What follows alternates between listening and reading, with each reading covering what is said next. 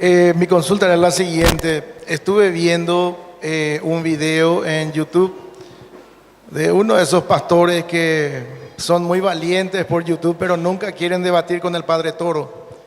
Y en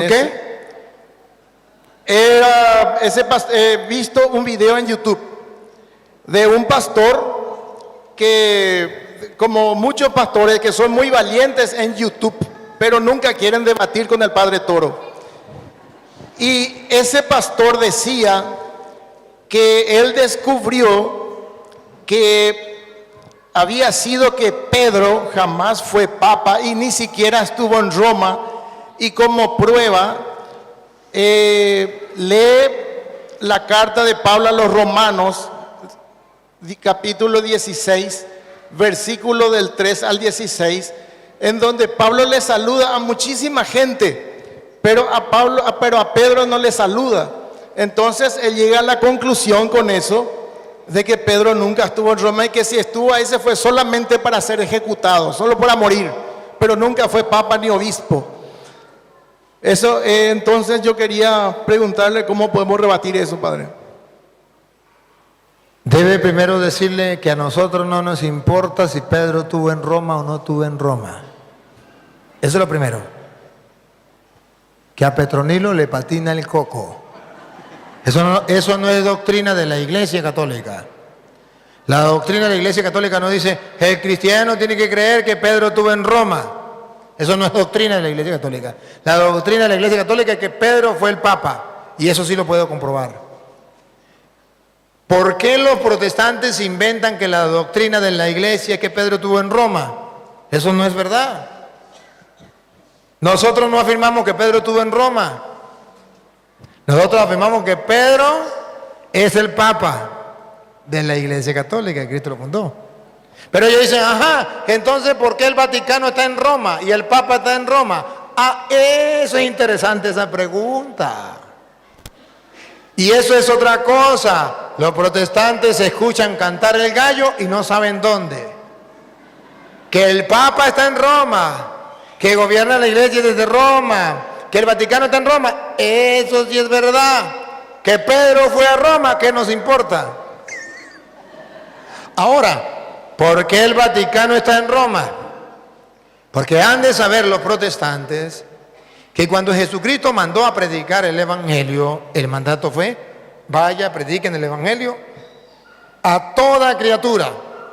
Vayan por el mundo y prediquen el Evangelio a toda criatura. Vayan y hagan que todos los pueblos sean mis discípulos. Los apóstoles tenían ese mandato en la cabeza. Querían llegar al mundo entero. ¿Cómo hacían para llegar al mundo entero? Tenían que evangelizar a Roma. Tenían que llegar a Roma. ¿Que Pedro no pudo llegar a Roma? Pedro no pudo llegar a Roma. Llegaron los cristianos a Roma. ¿Por qué el Papa está en Roma y por qué está el Vaticano en Roma? Porque está escrito incluso, y es un dicho muy común: todos los caminos conducen a Roma. Roma era el imperio que mandaba el mundo entero, y desde Roma se iba a todos los lugares. Entonces la Iglesia, con el paso del tiempo, quiere que el Evangelio llegue a todas partes. Se instala en Roma, que era el centro del mundo, y de ahí a todas partes, todos los caminos conducen a Roma. Una estrategia para evangelizar se instalan en Roma. Que Pedro no estuvo ahí, no hay problema. Pero usted debe saber por qué está en Roma la sede de la Iglesia. Porque Roma era el imperio y era necesario que desde ahí se llevara el Evangelio. La pregunta, por ejemplo, le puede ser esta: ¿alguna vez ustedes vieron a los apóstoles dar una enseñanza por YouTube? No. Pero ahora, para que el Evangelio llegue al mundo entero, el Padre Luis está predicando por internet, por YouTube. Pero muéstremelo en la Biblia donde dice que hay que predicar por YouTube.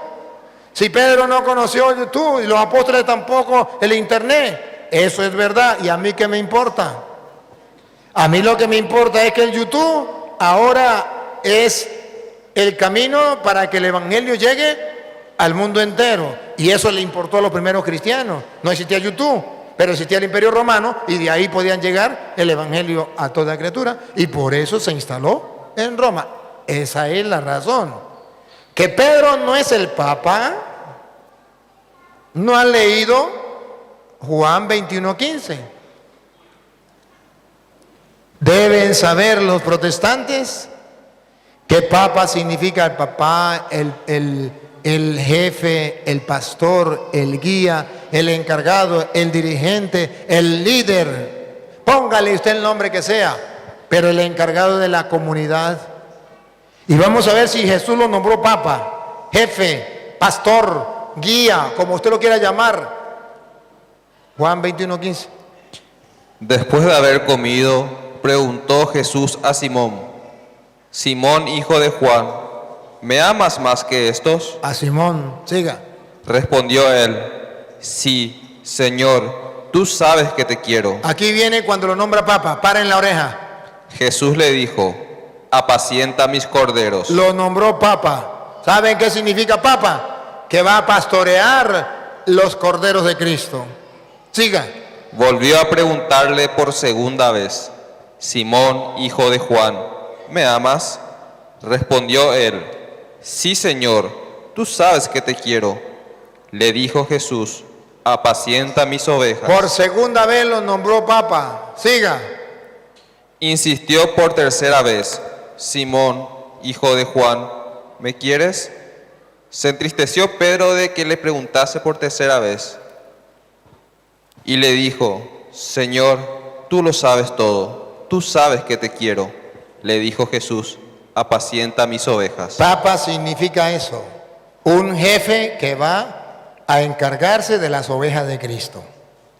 Un jefe común de la iglesia. Apacienta los corderos, apacienta las ovejas, apaciéntalos a todos. Un jefe para la iglesia. Eso significa Papa. Que no existe, aquí está. Ahora que los protestantes, por ignorantes, no sepan lo que significa Papa, eso es problema de ellos, que estudien.